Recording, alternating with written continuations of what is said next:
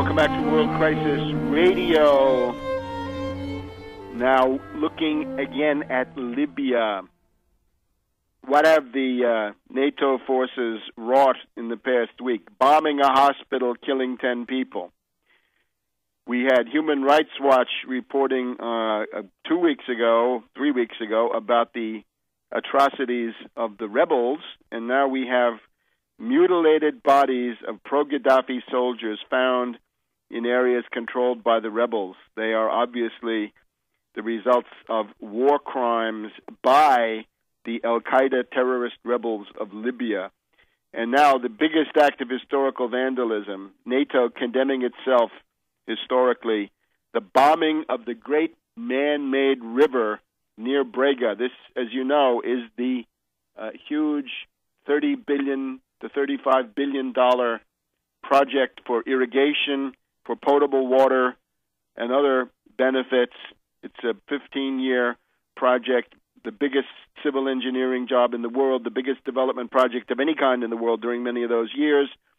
It means that Libya has a future. Libya will have water for the next 100 years, except if NATO bombs this critical infrastructure to hell. And it's actually self-defeating, because one of the goals of the NATO intervention is to steal precisely this water for use by other countries in the region. Maybe the Israelis are interested, or others. Water, of course, a critical resource, along with oil.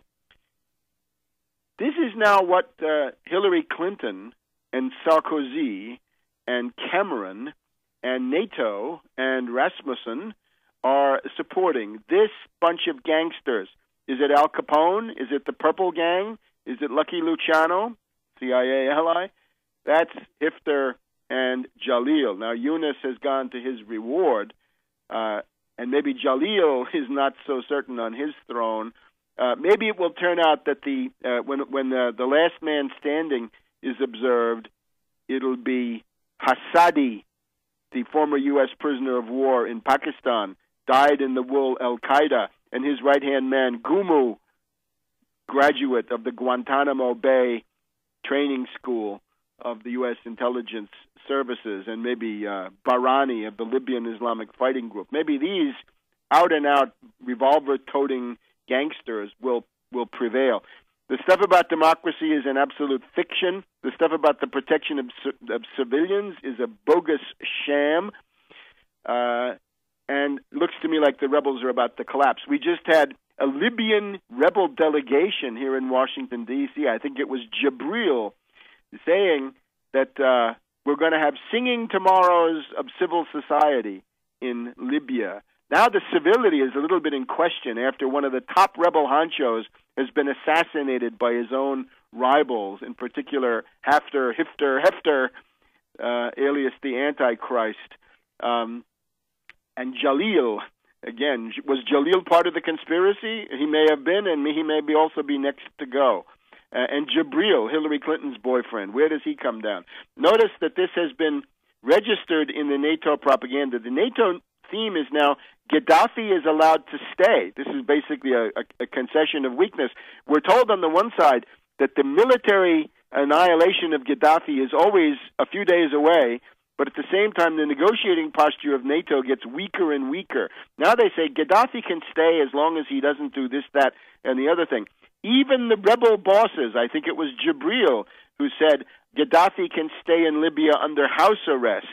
Well, maybe Jibril will, maybe he will be joining Yunus soon if he continues with that, and some guy from Al-Qaeda doesn't like it. Now, in this context, here's the big change. We have Anne Marie Slaughter. This woman is from the Woodrow Wilson School at Princeton University. And her background is that she was one of the top honchos in the State Department and the National Security Council in the first year or two of the Obama regime. And she was a hawk on Libya. You may remember I've written her up in Barack H. Obama, The Unauthorized Biography. Another reason you need to buy that one. Buy Barack H. Obama, The Unauthorized Biography at tarpley.net.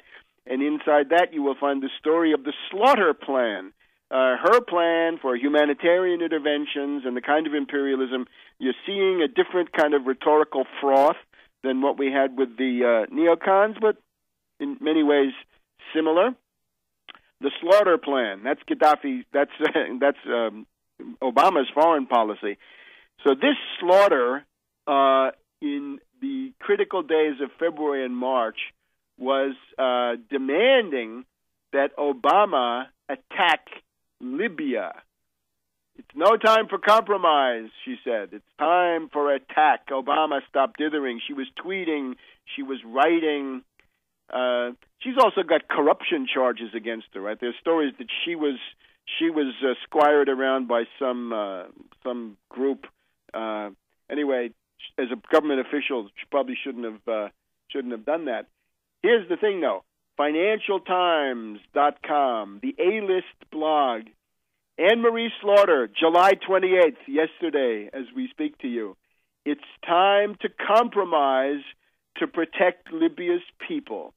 It is time for real compromise in Libya. And the principal reason is, our wonderful intervention was designed to protect civilians, but now we find that this is not the way to protect civilians, and so forth. I would read you the rest of the article, but the Financial Times wants an exorbitant sum to get the rest of the article. Usually these articles show up in a day or two on some site for free, so I urge you to look for it.